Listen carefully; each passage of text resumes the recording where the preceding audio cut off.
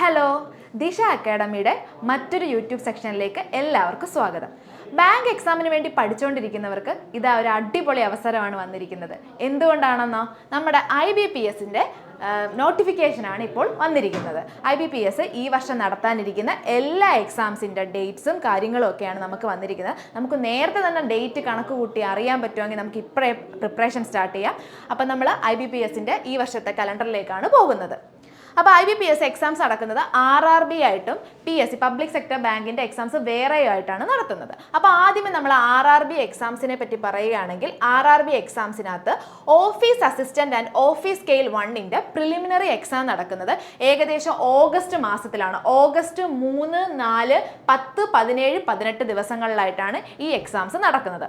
അതിനുശേഷം നമ്മൾ single exam ആണ് ഓഫീസ് സ്കെയിൽ 2, 3 ഈ പോസ്റ്റിലേക്ക് വരുന്നത് സിംഗിൾ എക്സാം ആണ്. ആ എക്സാം നടക്കുന്നത് 29/9/2024 ഏകദേശം സെപ്റ്റംബർ 29 കൂടിയാണ് ഇത് നടക്കാൻ പോകുന്നത്. അപ്പോൾ നമ്മൾ പറഞ്ഞ പ്രിലിമിനറി എക്സാമിൽ ഓഫീസ് അസിസ്റ്റന്റ് ആൻഡ് ഓഫീസ് സ്കെയിലിൻ്റെ പ്രിലിമിനറി എക്സാമിൻ്റെ മെയിൻ എക്സാം ഓഫീസ് സ്കെയിലിൻ്റെ വരുവാണെങ്കിൽ സെപ്റ്റംബർ 29 കൂടിയും ഓഫീസ് അസിസ്റ്റന്റ് ഒക്ടോബർ 6 കൂടിയാണ് നടക്കാൻ പോകുന്നത്.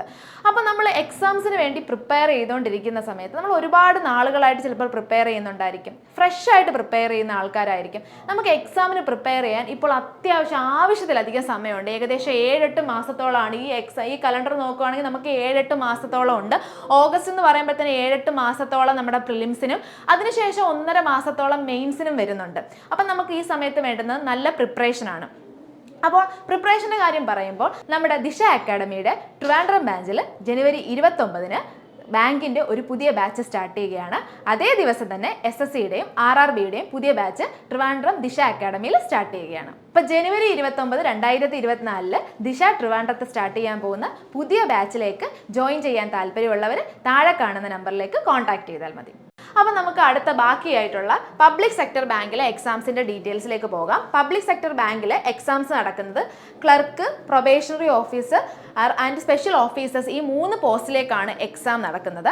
ആദ്യമായിട്ട് നമ്മൾ ക്ലർക്കിൻ്റെ കാര്യം പറയുകയാണെങ്കിൽ ഓഗസ്റ്റ് അവസാനത്തെ വീക്കായ 24, 25, 31 എന്നീ ദിവസങ്ങളിലായിരിക്കും ക്ലർക്കിൻ്റെ പ്രിലിമിനറി എക്സാം നടക്കുന്നത്.